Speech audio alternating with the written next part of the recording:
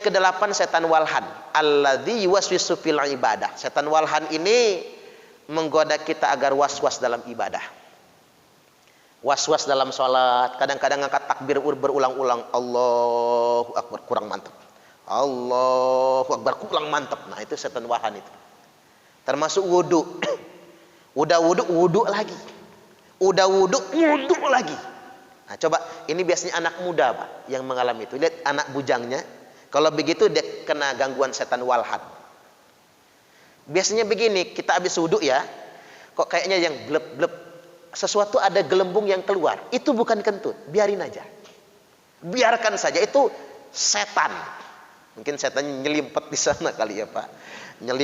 Nyelip di situ setan. Itu setan walhan, biarkan saja. Sahabat sampai nanya, ya Rasul, kami ragu betul. Kami ini batal atau tidak? Kata Nabi, tidak batal. Rasa-rasa buang angin ya Rasul, tidak batal. Kecuali kalau ada baunya atau ada suaranya. Ya kalau suaranya sampai but, ya jelas batalnya Pak. Oh ngeden ini. Angin itu nggak bisa sembarangan keluar Pak, nggak bisa. Angin itu nggak bisa dengan sendirinya keluar, nggak bisa. Angin itu baru bisa keluar kalau dibuka jalan. Makanya bapak-bapak duduk begini nih ya. Itu walaupun kembung perut pengen buang angin nggak bisa. Kecuali dibuka jalan, duduknya agak miring dikit. Makanya kalau sudah ada yang miring-miring begini, buka jalan tuh lihat. Buka jalan. Siap-siap aja itu.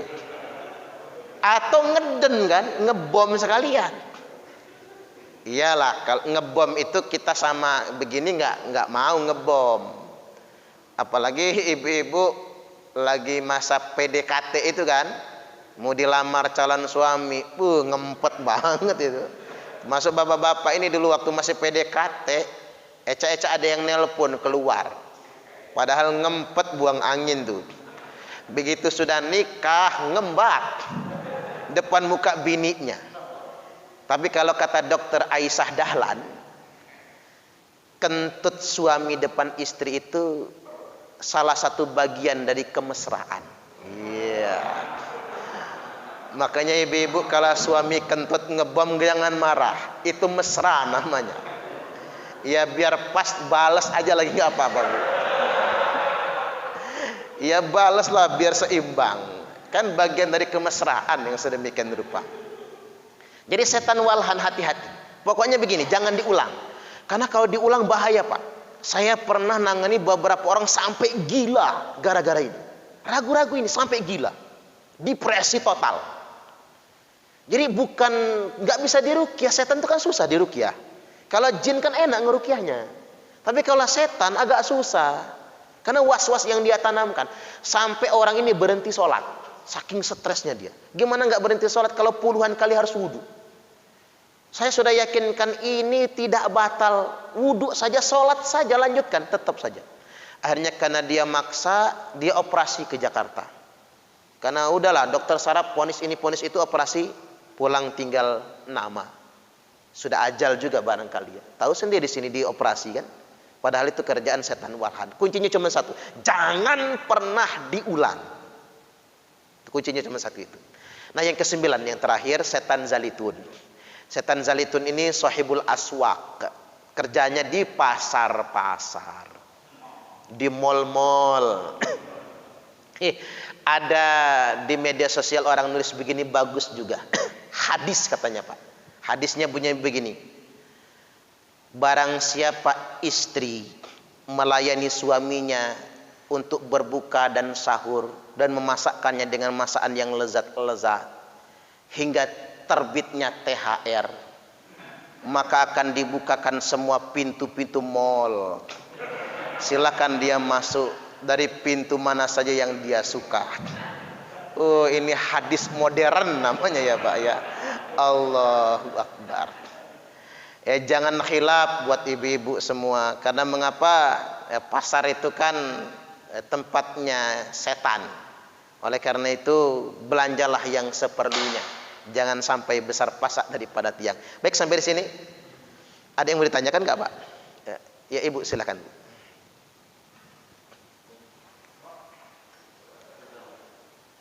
Silakan. Assalamualaikum warahmatullahi wabarakatuh. Ya.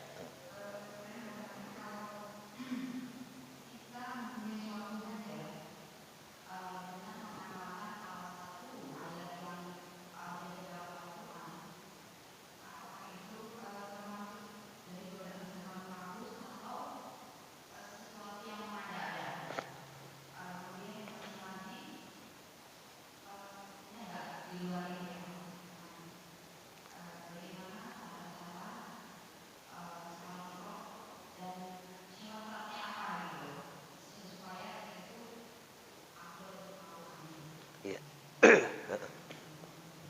Iya. Mengamalkan surat Al-Quran tertentu untuk berhajat kepada Allah hukumnya boleh. Sunnah ya Pak, karena ulama bersepakat tentang kesunahan mutawassilan ilallah bitilqat tilawah, tawasul kepada Allah dengan bacaan Al-Quran.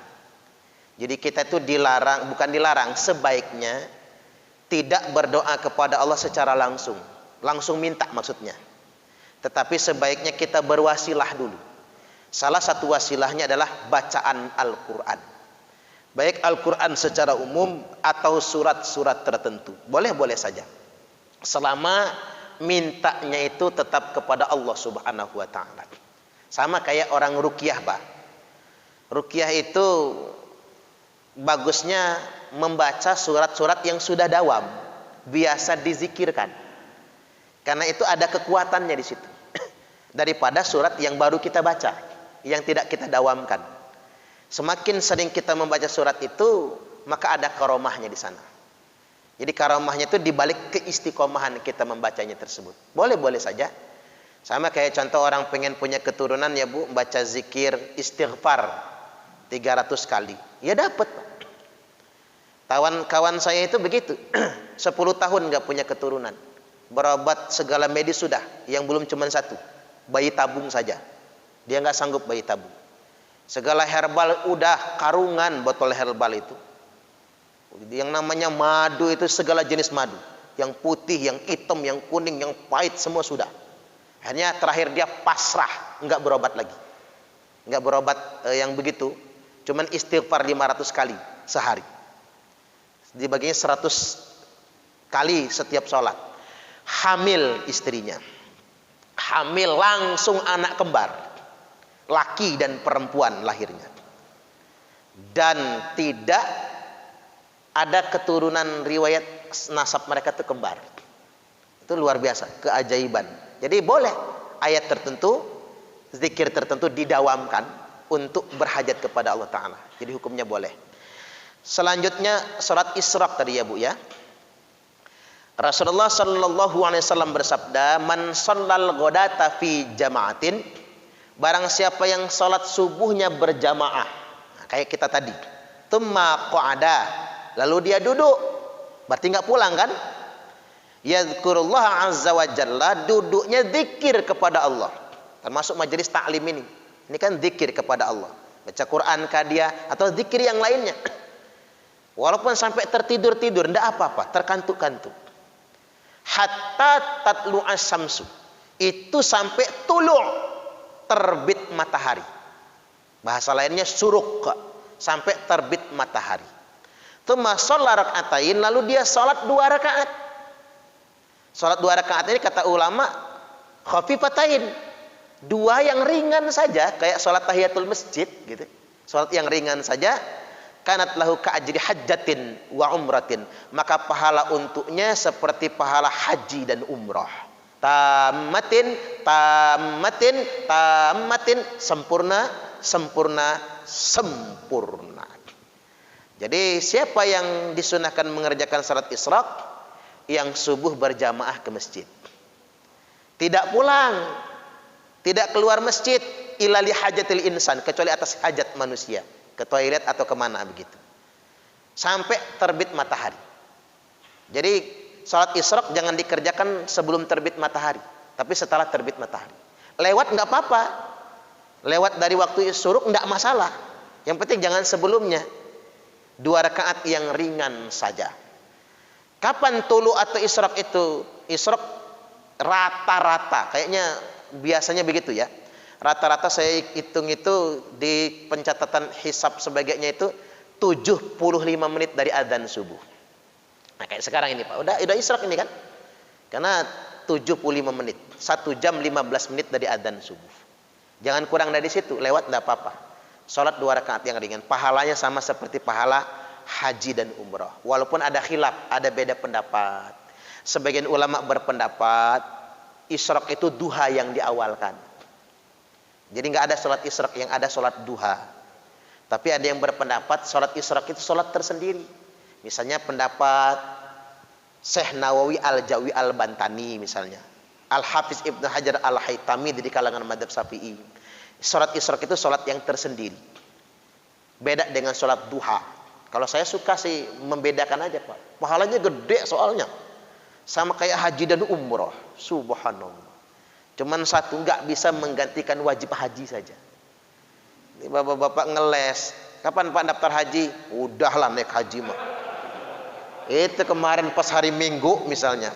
Ya nggak begitu. Dia nggak menggantikan wajib haji. Jadi demikian ya Bu.